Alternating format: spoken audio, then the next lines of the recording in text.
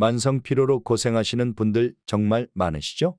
만성 피로와 만성 피로 증후군은 각기 다른 질환이라고 하는데요.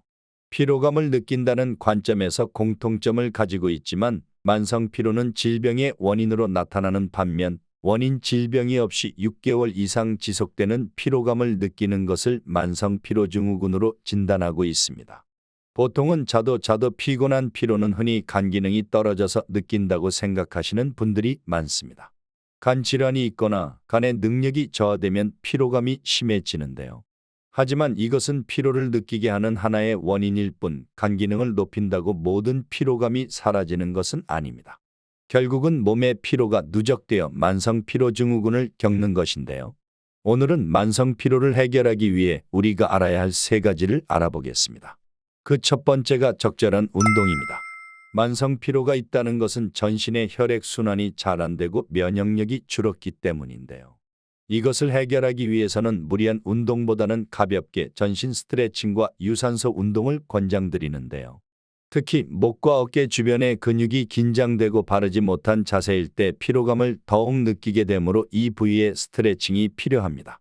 그리고 나이가 들수록 발병률이 높아지는 근감소증의 경우 신체 기능이 떨어지며 피곤감, 하지무력감을 통해 만성 피로 증후군이 유발될 수 있는데요.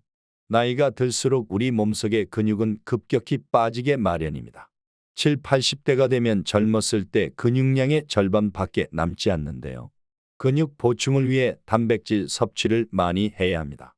단백질 보충을 위해서 체중 1kg당 0.8g의 단백질을 섭취하셔야 하는데 50kg 나가시는 어머님께서는 하루 40g의 단백질이 필요하신 거죠. 이게 소고기, 닭고기 1인분 기준으로 20g이 들어가 있고 두부에는 8.5g이 들어가 있는데 이 수치는 우리가 생각하는 것보다 적은 양으로 단백질을 더 많이 챙겨 드셔야 하는 것입니다. 노년층은 소화 기능이 저하되어 있기 때문에 음식 형태로 단백질을 섭취하시기 어려우시다면 파우더 형태로 우유에 섞어서 드시면 좋습니다. 특히 상체 운동보다는 하체 운동이 중요한데요. 우리 몸 전체 근육 중 60%는 하체 근육으로 허벅지 근육 강화는 필수인데요. 허벅지 근육 강화로 근감소증뿐만 아니라 퇴행성 관절염 예방도 할 수 있습니다. 따라서 자전거 타기, 앉았다 일어났다 하는 스쿼트 운동, 계단 오르기 등 하체 단련을 하면 정말 좋습니다. 만성 피로가 지속되면 우울증까지 오게 될 수도 있으니 운동을 통해 만성 피로와 우울증을 날려보내시죠. 두 번째로 장 건강입니다. 극도의 피로감과 두통, 근육통 등의 증상이 나타나는 만성 피로 증후군이 장 속 미생물과 관련이 있다는 연구 결과가 있는데요. 미국 코넬대 모린 헨슨 교수 연구팀은 만성 피로 증후군 환자 48명과 건강한 성인 39명의 대변과 혈액 표본을 비교한 결과 만성 피로 증후군 환자의 장내 미생물 다양성이 줄어든 것을 확인했습니다.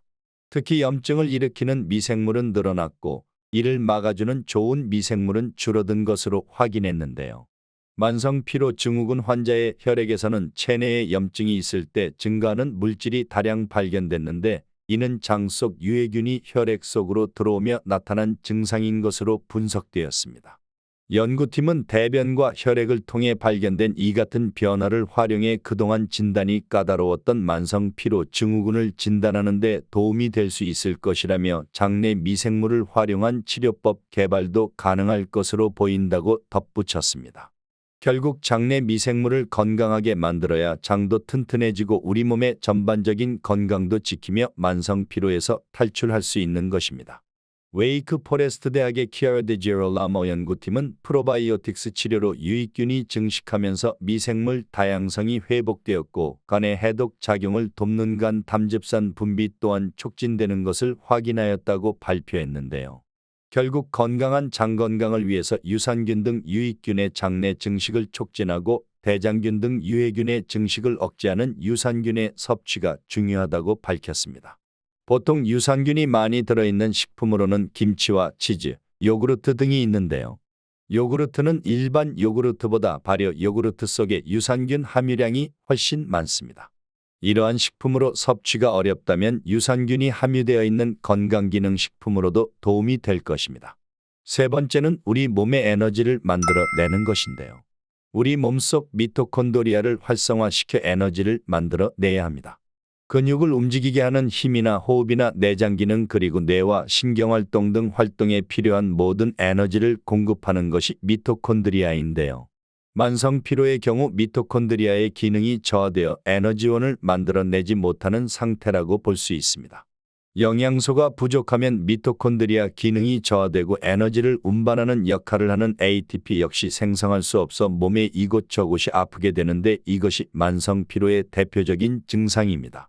미토콘드리아 속 에너지를 만드는 화학 반응을 우리는 대사라고 하고 우리 몸의 효소는 소화효소와 대사효소로 나뉘어집니다. 대사에 필요한 효소는 대사효소겠지요? 이러한 효소의 부작용을 돕는 것은 보조효소인데 그 기능을 담당하는 것이 비타민과 미네랄입니다. 대사효소는 보조효소의 도움 없이는 기능을 수행할 수가 없는데요. 여러분이 잘 아시는 비타민 B군의 경우 보조효소로서의 기능을 가지고 있습니다. 영양소 부족으로 효소가 기능을 다하지 못할 경우 대사가 힘들어져 쉽게 피로를 느끼게 되는 것입니다. 그래서 비타민 B군을 먹으라고 하는 것이죠. 세포 내의 공장 역할을 하는 미토콘드리아는 비타민 B군이 골고루 있어야 원활히 작동을 하는 것입니다. 오늘은 만성 피로를 위해 우리가 흔히 알고 있는 간 때문이야 또는 수면 부족의 문제가 아닌 근감소증, 장내 유해균 그리고 미토콘드리아 활성화를 위해 비타민 B 섭취를 통한 해결책을 소개드렸는데요.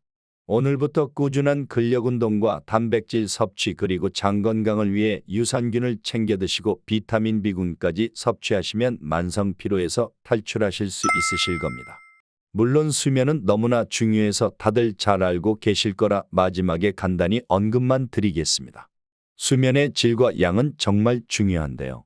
평일 8시간 이상 주무시는 것이 좋으나 현대인들 중 이렇게 주무실 수 있는 분들은 많지 않은 것 같은데요. 주말에라도 평일에 못잔 잠을 자는 것이 좋습니다. 자기 전에 미온수의 샤워를 하면 숙면에 도움이 되고 암막 커튼 등을 활용해 불빛이 없는 침실 환경을 만들어 주무시면 좋습니다. 오늘의 영상이 좋으셨다면 구독과 좋아요 눌러주세요. 주변의 소중한 분들에게 오늘의 영상 공유해 주셔서 대한민국 만성피로 확 날려버립시다. 여러분 항상 건강하시고 행복하세요. 감사합니다.